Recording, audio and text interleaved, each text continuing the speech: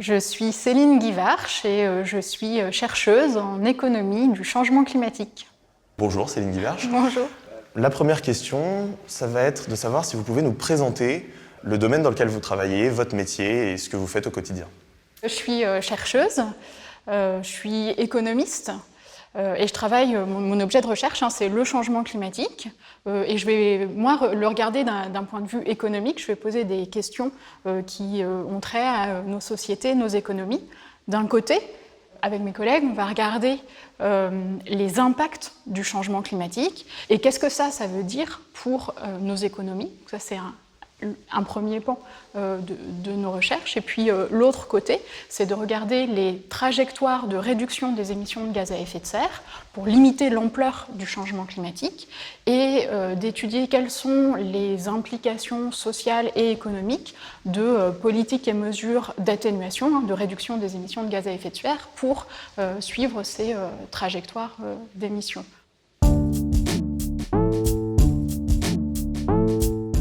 Vous nous avez expliqué que votre objet de recherche, c'est donc le changement climatique.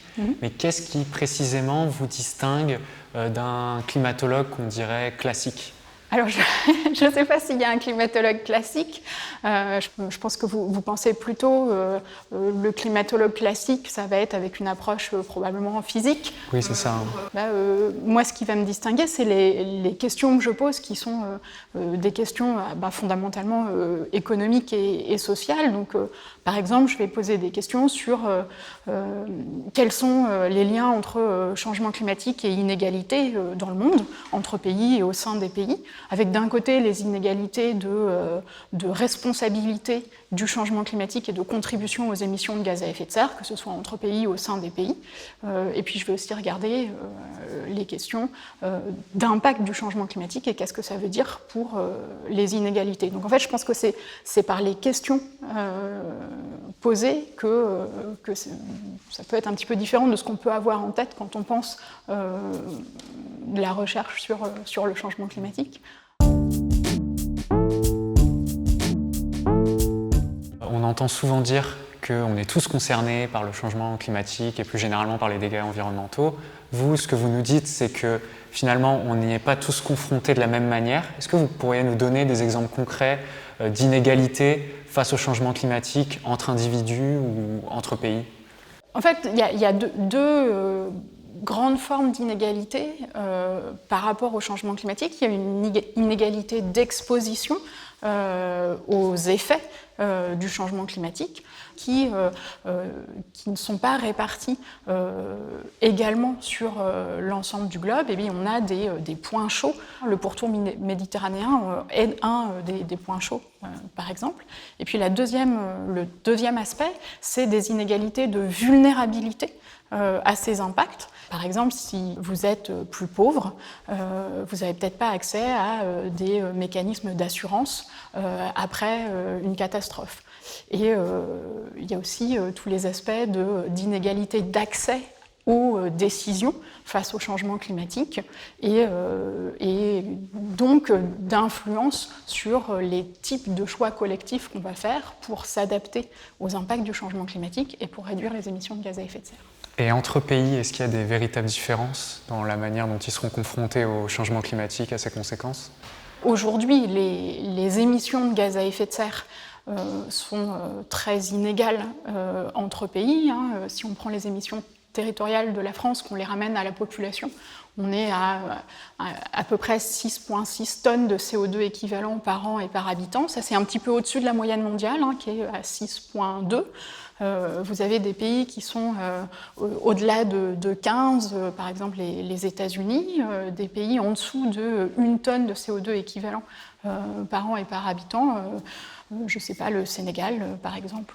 Et puis les émissions aujourd'hui, elles ne représentent pas la responsabilité historique. Vous savez que ce qui compte, c'est le cumul des émissions. C'est un phénomène de stock, en particulier de CO2, dans notre atmosphère. Et c'est les pays qui sont aujourd'hui les plus riches qui ont été les premiers à faire la révolution industrielle et donc à commencer à brûler du charbon, puis du pétrole, etc. Et donc à contribuer au cumul de CO2 qui est aujourd'hui dans notre atmosphère et qui est donc aujourd'hui la cause du réchauffement climatique qu'on mesure. Et pour donner une idée, dans le cumul du CO2, par exemple, les États-Unis, c'est à peu près 25% du cumul historique. L'Europe, c'est pas loin, ça doit être 23%, et un pays comme la Chine, qui est aujourd'hui le premier émetteur mondial, ça, sur le cumul, ne représente que 13% de la responsabilité historique. Et puis un pays comme l'Inde, qui aujourd'hui qui devient un émetteur important, c'est moins de 3% du cumul. Donc vous voyez qu'il y a des grosses inégalités de responsabilité historique du phénomène. Comment c'est possible aujourd'hui pour un pays qui est donc en voie de développement d'assurer un développement durable à son économie ? Effectivement, c'est une grande question de comment réussir pour les pays en développement de sortir une bonne partie de leur population qui est encore dans l'extrême pauvreté pour donner accès à la santé, l'éducation et tout ce qu'on peut considérer comme une bonne vie finalement. Comment faire ça tout en réduisant ou n'augmentant pas trop les émissions de gaz à effet de serre. Ce qui compte pour le changement climatique, c'est les émissions mondiales. Ça, très, très clairement. Ça veut dire que les pays aujourd'hui les plus riches ont une responsabilité à réduire très fortement chez nous nos émissions parce qu'on a les capacités à agir, on a la responsabilité du changement climatique. Et je pense que là, il y a une question de solidarité internationale et de financement des investissements qu'il faut faire pour pouvoir se développer sans émettre beaucoup.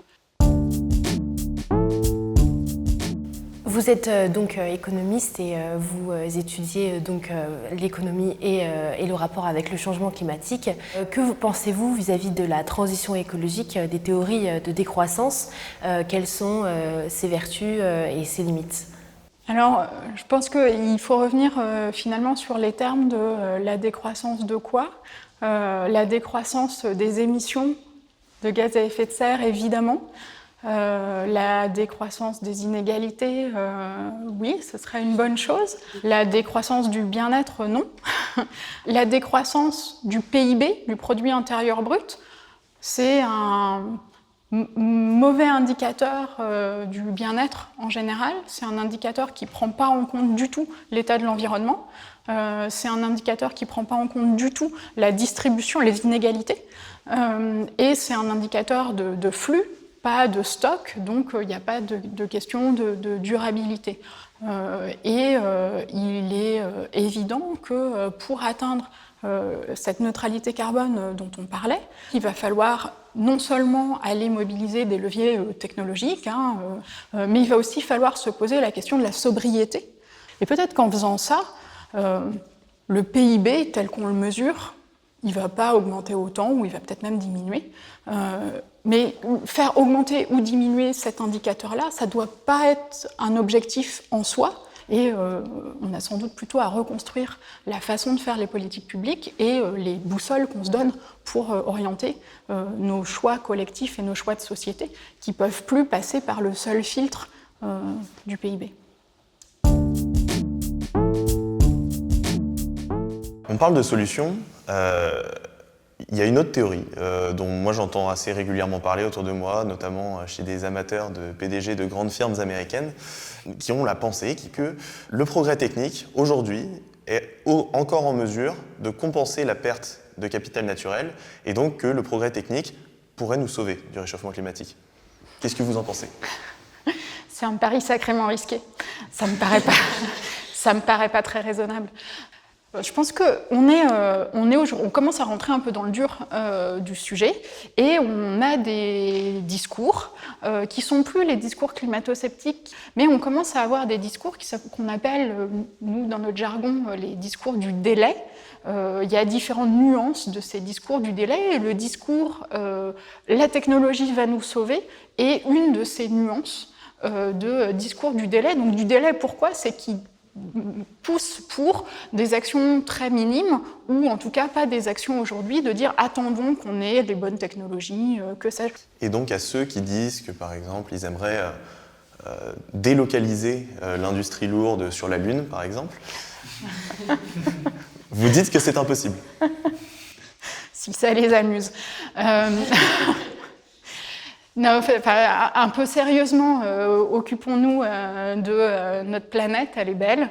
C'est la seule qui est vivable dans le coin. Essayons de créer un peu plus de solidarité et agissons aujourd'hui avec les solutions qu'on connaît. On les connaît, les solutions d'adaptation. Donc voilà, je préférerais qu'on s'occupe effectivement de notre planète et puis de l'humanité et du reste du vivant sur notre planète plutôt qu'imaginer d'aller coloniser d'autres planètes. Oui, il y a une question que je me pose vraiment très personnellement, c'est vis-à-vis du coup des générations futures, donc nous, mais aussi nos enfants.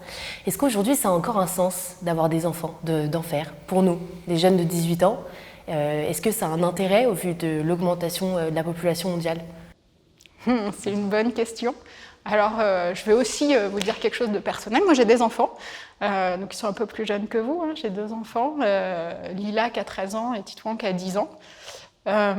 Justement, qu'est-ce que vous leur dites? Qu'est-ce que je leur dis? Je leur parle des solutions d'adaptation et d'atténuation. Elles sont connues, les solutions.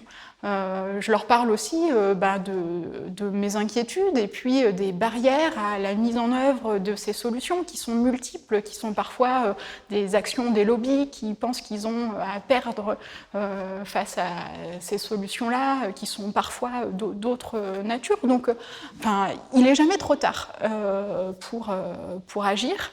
Quelque part, je pense qu'il y a quand même on n'a pas le droit de baisser les bras, justement pour les générations futures. Et puis, de se dire on ne va plus avoir d'enfants, il n'y aura plus de générations futures, donc ça n'aura plus de sens si on pousse la chose jusqu'au bout.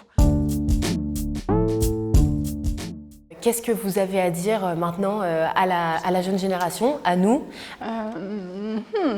Qu'est-ce que j'ai à vous dire?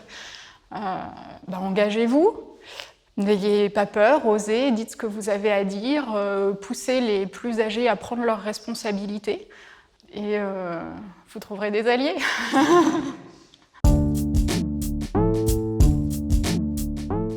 Bonjour, je m'appelle Étienne Gis et je vous parle au nom de l'Académie des sciences, qui organise ces petites vidéos que vous êtes en train de suivre sur les conversations sur le climat. Quand j'étais enfant, la science qui me passionnait, c'était l'astronomie. C'était pour moi magique de voir les Américains qui marchaient sur la Lune. Aujourd'hui, si j'avais 15 ans, c'est sûr, ce qui me passionnerait, ce serait la science du climat.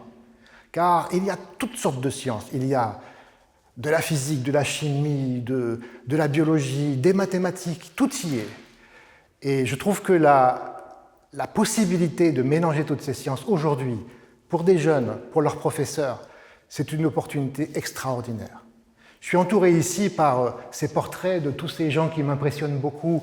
Je vois le marquis de Laplace, je vois Lalande, je vois tous ces grands astronomes du passé. Tout ça est passionnant, mais la passion d'aujourd'hui, je crois, c'est la science du climat qui offre toutes les possibilités à des jeunes et à leurs professeurs.